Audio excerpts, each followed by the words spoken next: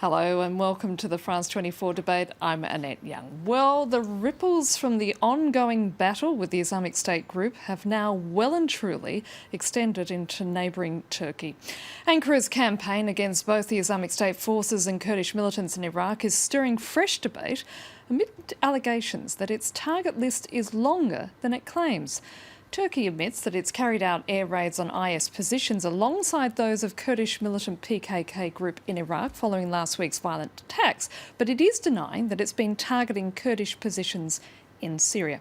Confused?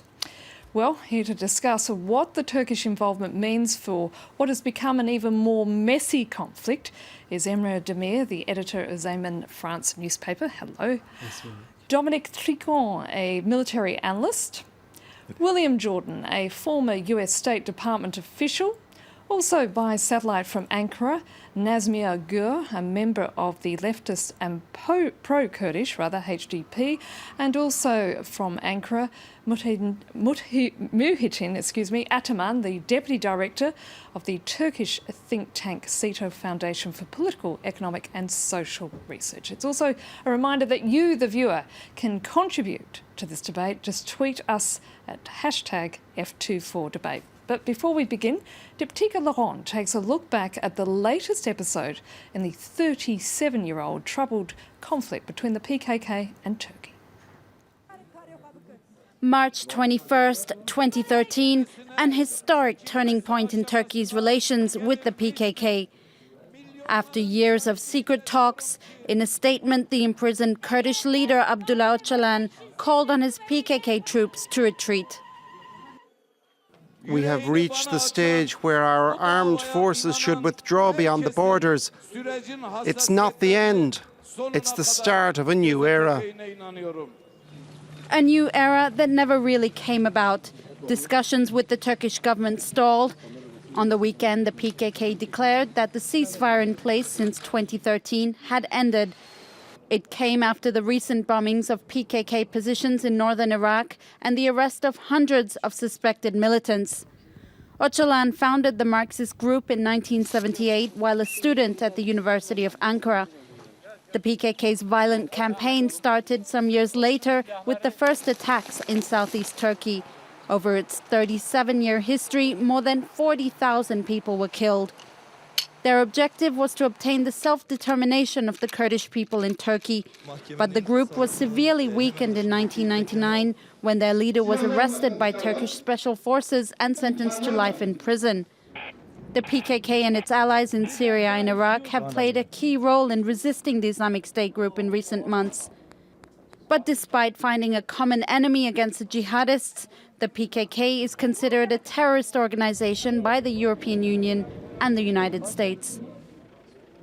Emre, let me start with you. A lot of our viewers are probably thinking that this was about going after the Islamic State group. Why is Ankara also striking Kurdish positions in Iraq?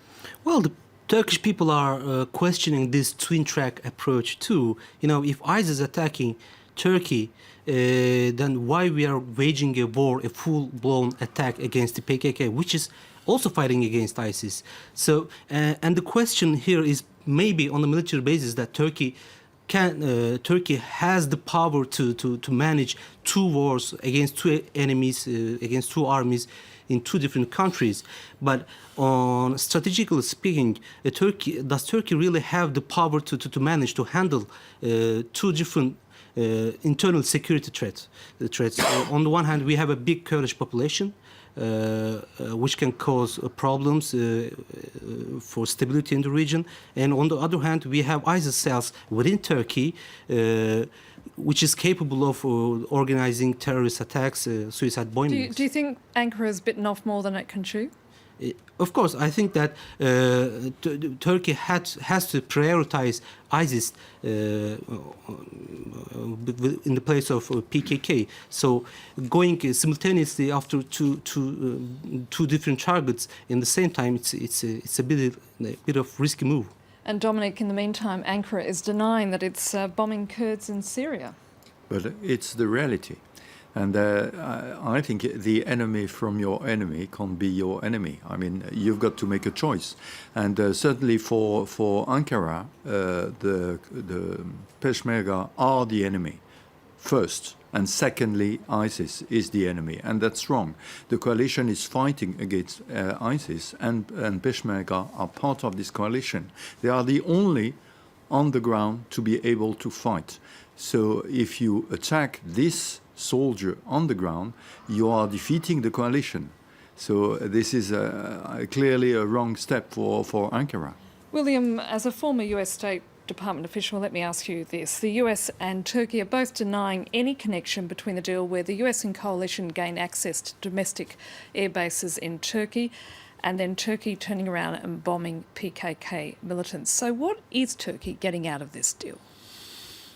That's a good question. I mean, from my point of view, the big problem that we're facing right now is that, as is not for the first time with the coalition, we're literally seeing, as with the case of getting access to the base, which the United States has been wanting to do for a long time.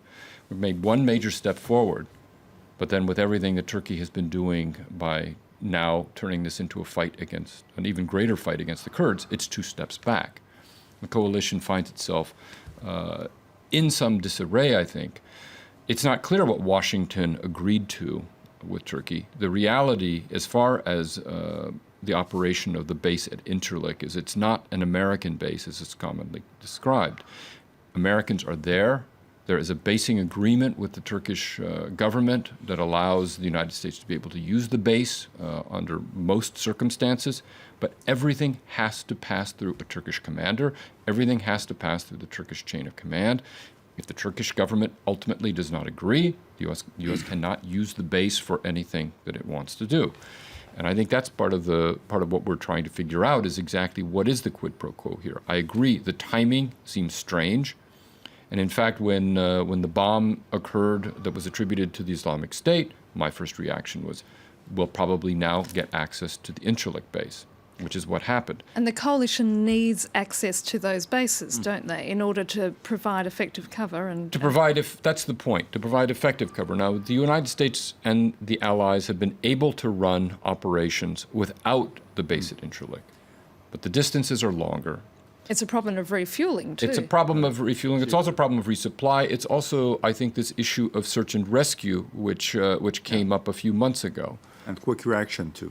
Right, quick reaction. I mean, everything, you're right there in Turkey. And I believe, too, from the point of view, as you said, of resupply, if the United States or others, I mean, other people could presumably use the base because it's not just an American base and a Turkish base, it's a NATO base. NATO base. So NATO allies could have access to it. And it would be much easier for France, for example, if France decided to launch operations from there, or the British, to be able to send their aircraft on from the Mediterranean side rather than having to come up through the Gulf. Do you think logistical considerations just sort of overtook everything else in terms of this deal?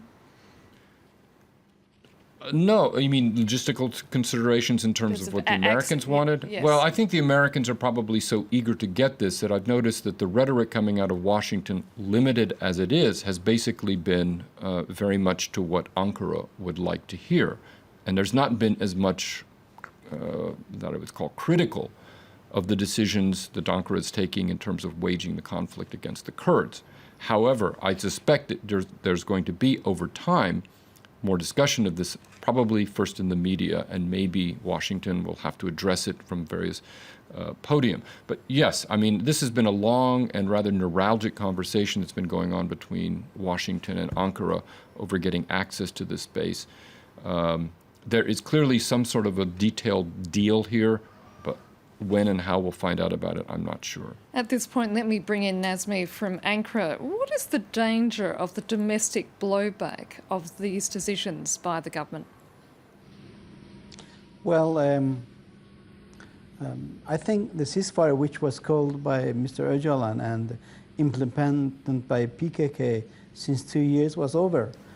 Just by this airstrike of Turkey, one can say that Turkey has decided to join this coalition fighting against terrorism, and they did it.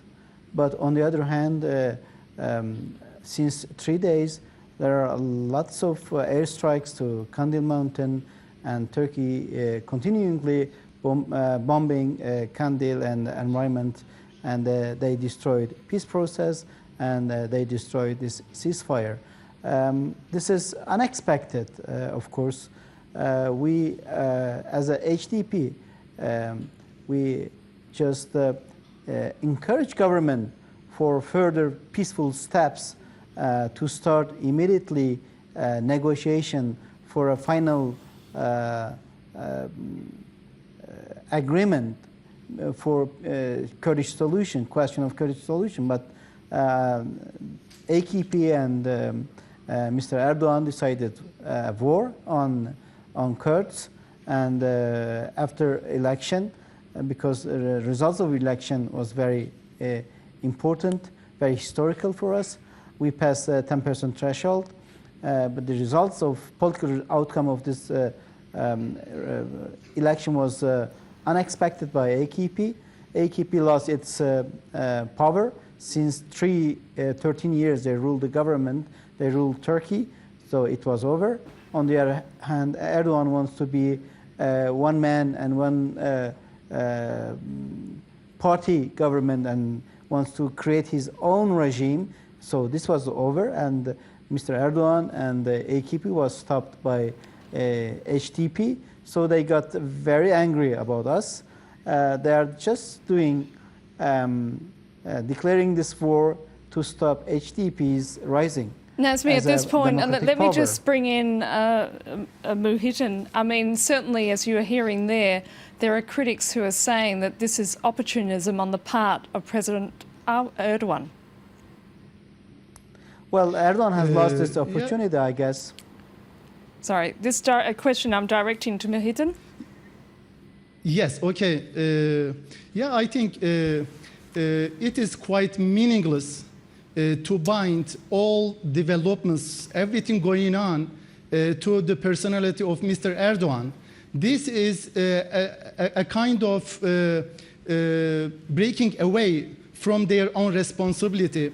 That is HDP or PYD or any other transnational actors. They do not take any responsibility at all. So they always try to connect any negative developments to the personality of Mr. Erdogan.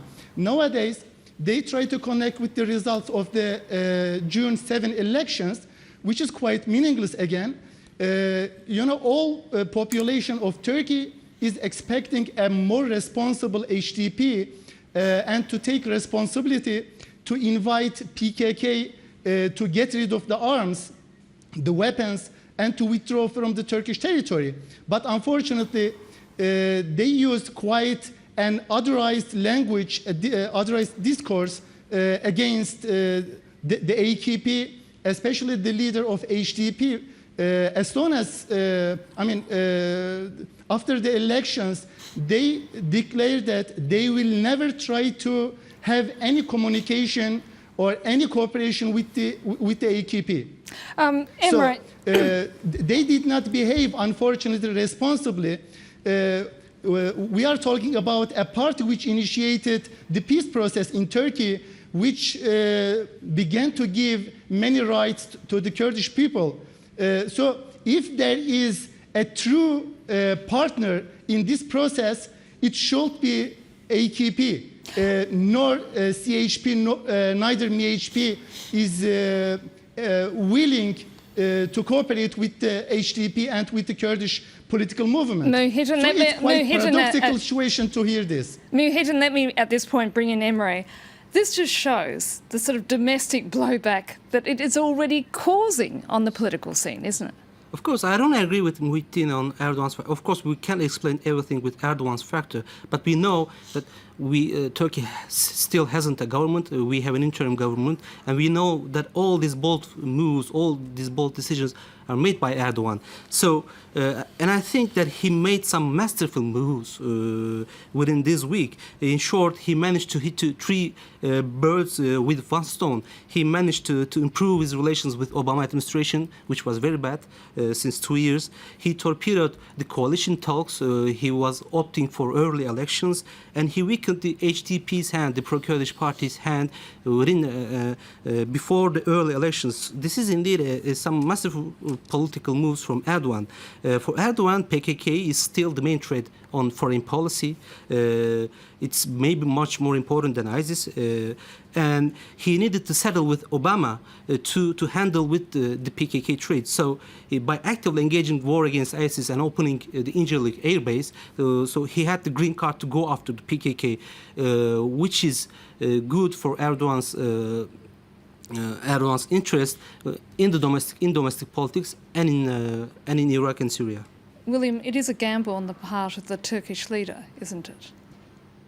Well, I think it's a gamble, but I think it's a gamble he's apparently willing to take. I mean, he seems to be playing, and I'm sort of stunned by how uncritically Washington has responded so far, but they just may be struggling to catch up to a lot of all of this. Or are they turning a blind eye? Again, yeah, I don't think after a point they can only turn a blind eye so far, and I think there's probably a feeling in Washington that Erdogan is taking a big gamble or big bet here, that by doing all of these things the way that he is, and thinking about early elections coming up, that he's doing everything that he can to marginalize the HDP and to basically knock the Kurds out of the political equation in Turkey in anticipation of the next likely elections, and by that securing his own majority, which would allow him basically to do as he wishes. Dominic, coming back to the logistics of all this, isn't it the case that Turkey was the only government ready, willing and able to intervene against the Assad regime at the very beginning of this conflict? Erdogan refused to join the coalition or allow US combat flights in and out of his territory unless the Assad regime was a target as well. It seems that condition has now been suspended, but for how long?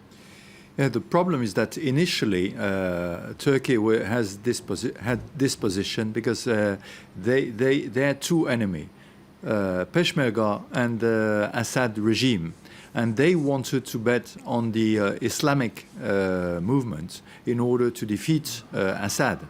And now currently we've seen that there are two jihadist movements, Daesh and al-Nusra, who are probably on the way to defeat Assad. I'm not saying that they will do that tomorrow, but they are on that way. So for him, this is the track for victory.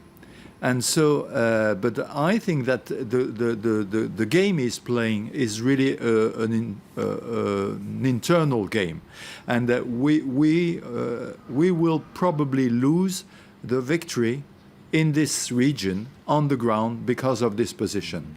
I'm afraid we're going to have to take a pause there. I'll be back with the second part of the France 24 debate. Do stay with us here on France 24.